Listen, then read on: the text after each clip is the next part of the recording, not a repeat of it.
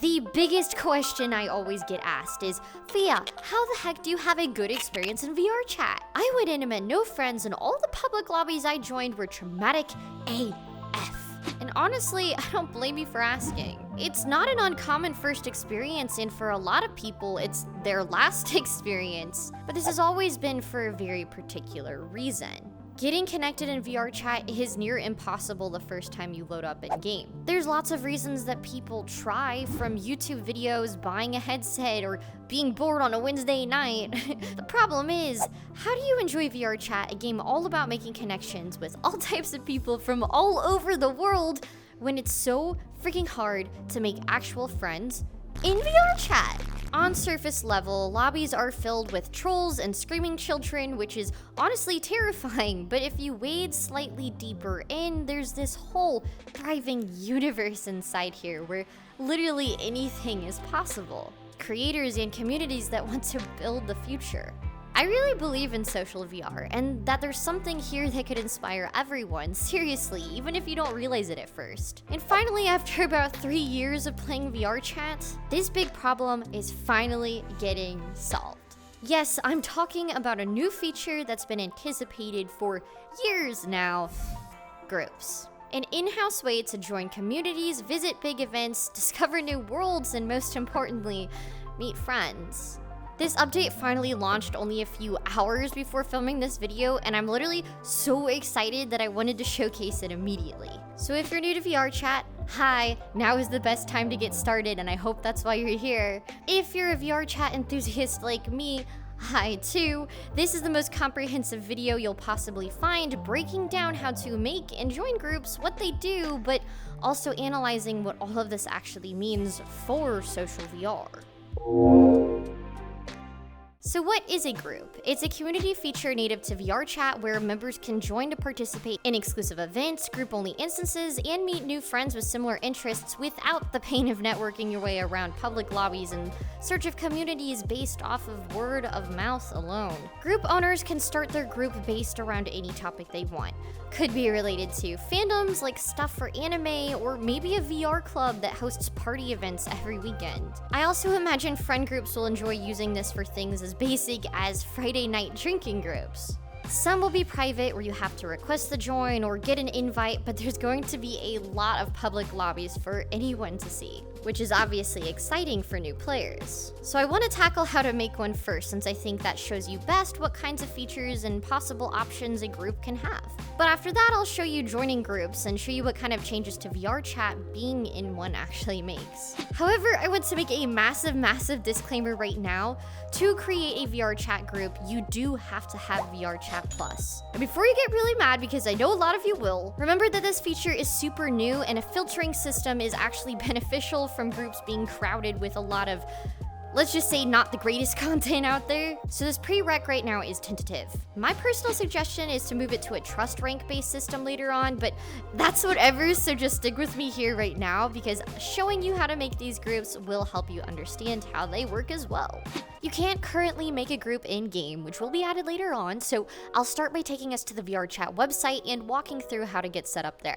If you select the Groups tab here, you'll be taken to this page with this little icon at the top that says Create Group. First things first, you have to choose a primary name for your group, which I chose the virtual reality show PHIA community, which is what's going to be displayed everywhere.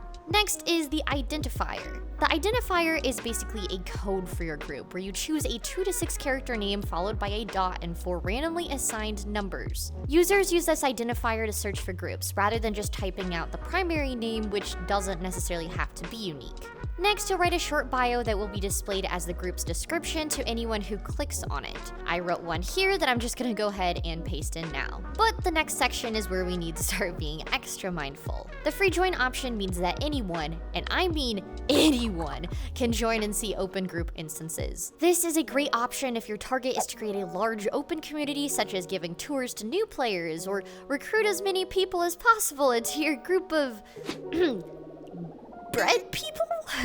I think you get what I mean. Now, request to join is a better option for those who might want to filter out who's coming through. You might not want Joe Mama 42069, who's a suspiciously new player with a questionable avatar in their profile pic, to randomly join in on you or in the middle of your VR support group session. Yes, you want people to join in, but you don't want randoms coming through just to mess with you either. So maybe request to join is for you. Invite only is pretty straightforward. New people can only be added to the group by one of the higher leaders with the permissions to do so. For example, I might start a group specifically for my Discord moderation team, so I might as well just make it invite only so I'm not getting requests from random people who don't even fit in that category. I will be making mine free join in hopes that viewers and fans of the virtual reality show can come together and meet new friends and build up a stronger community with all of us. Group visibility is important as well. One feature of being in a group, for example, is that anyone who opens up your bio can openly see the groups you're in.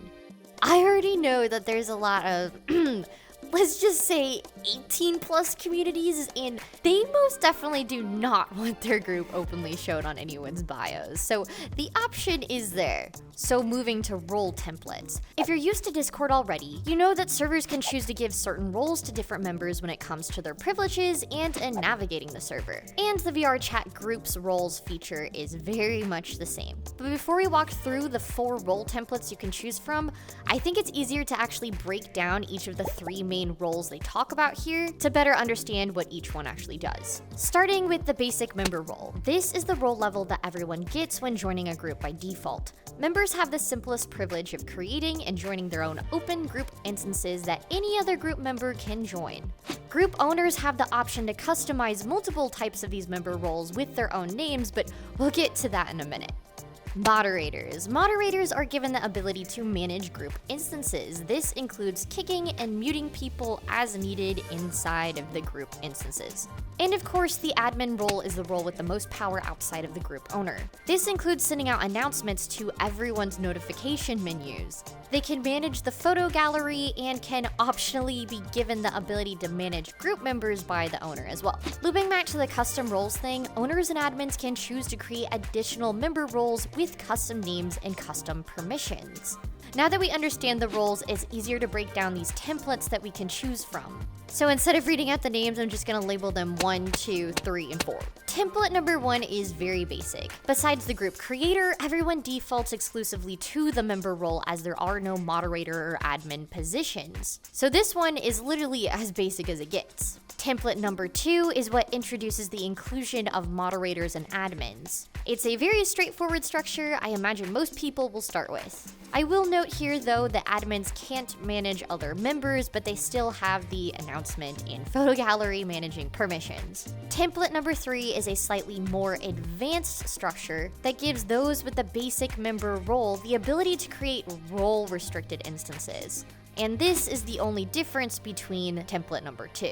The final template number 4 builds upon the last one by giving admins the ability to manage the group members, which includes creating, changing, and assigning roles, as well as removing or outright banning people from the group. I'm choosing number 4, and now we get to do some of the fun stuff like choosing a group banner and an icon. And with that, the group is all finished. Keep in mind that every player only gets a limit of 3 groups that they can make. Some of the settings like group visibility being public or private cannot be changed after you create it. Now we're ready to invite people using the identifier number, or just by clicking here to copy and paste a URL link. Both in-game and on the web, you can additionally use that identifier name I mentioned before to search for any group you want to be a part of or request to join. And one of the next updates, they'll add a search feature in-game where you can use keywords to discover groups you'd like to join, which is going to be the key component for first-timers going forward. The only reason it's missing now is to give legit communities a chance to develop good, high-quality groups before opening the floodgates to the public. The next way to find a group to join is through other players. They can optionally choose a banner for their nameplate to represent the group they're in, and if you click into their menu, you can see a list of the public groups they're in and join a request to join right then and there. And that's basically everything about groups right now and what's to come. All of this is in the open beta, so features and the way they're done may change later on. So now we're back to the analytical part of the video. Looping back on VRChat's onboarding experience being either boring or traumatic, it seems like we finally have a decent solution to this long-running problem. Like I said, people try out the game and find themselves for whatever reason not wanting to, well, chat, which isn't good. But with groups, we're looking at a new way to navigate the waters of social VR. You don't have to just hop around in public lobbies feeling disappointed when you can't find someone to talk to. You can literally open up your menu, go look for a group with similar interests, know when events are happening, meet soon-to-be best friends, and discover that deep culture of VRChat that's existed right under everyone's noses. From here on out, people are gonna start spending more time in VRChat. First-timers will stop being last-timers. Casuals will start being enthusiasts. Introverts will come out of their shells, and I personally predict this will have a direct effect on player count growing and growing and growing.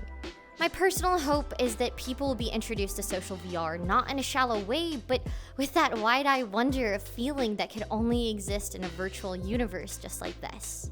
This channel is directly dedicated to showing people how special virtual reality is, especially the coolest parts of VR in VRChat culture.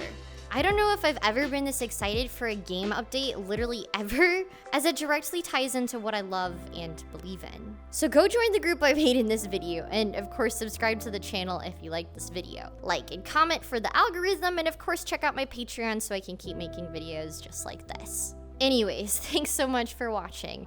I've been your host, PHIA, and I'll see you in the next video. Bye!